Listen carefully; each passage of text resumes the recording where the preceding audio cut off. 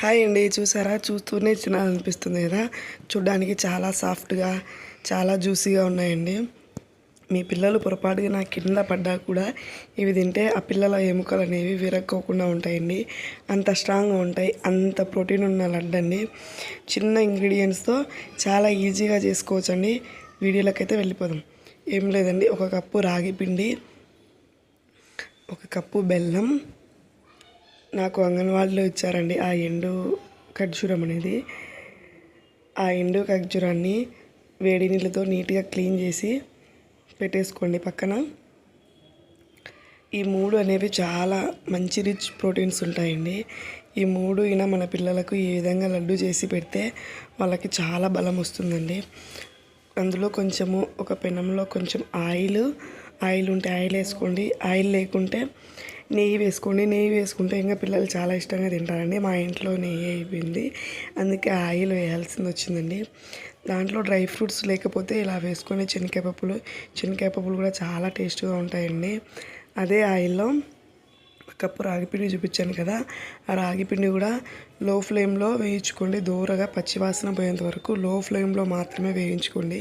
ఎందుకంటే మాడిపోతే లడ్డు అనేది చేదొస్తుందండి. తర్వాత ఒక కప్పు బెల్లాన్ని అదే పెనంలో వేసుకొని కొంచెం వాటర్ అనేది యాడ్ చేసుకోండి. మనకు పాకం అనేది కొంచెము గట్టిగా చిక్కగా రావాలండి. లూజ్గా ఉండకూడదు. మనం ఇలా చేత్తో ఉంటే దారంలాగా రావాలి. ఇంకొకటి ఎండు ఖర్జూరం చూపించాను కదా, అవి అనేది కొంచెము అలాగే మిక్సీలో వేద్దండి. మిక్సీ అయితే పోతుంది.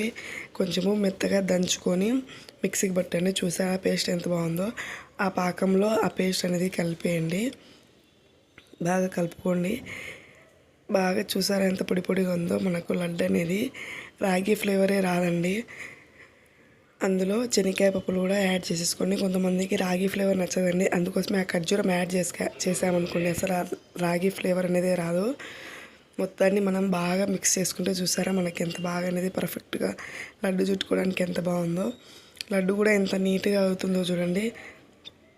చూస్తూనే తినాలనిపిస్తుందండి. మీ పిల్లలకి డైలీ ఒక లడ్డు ఇది ఇవ్వండి.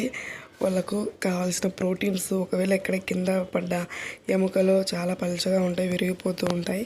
అట్లా ఎముకలు విరిగిపోకుండా ఇలా మీ పిల్లలకు లడ్డు అనేది చేసి పెడితే హ్యాపీగా తినేస్తారండి. నోట్లో వేసుకోగానే కరిగిపోతుంది. ఇలా కొంచెం టైంని కేటాయిస్తే లడ్డు అనేది ఈజీగా అయిపోతుందండి.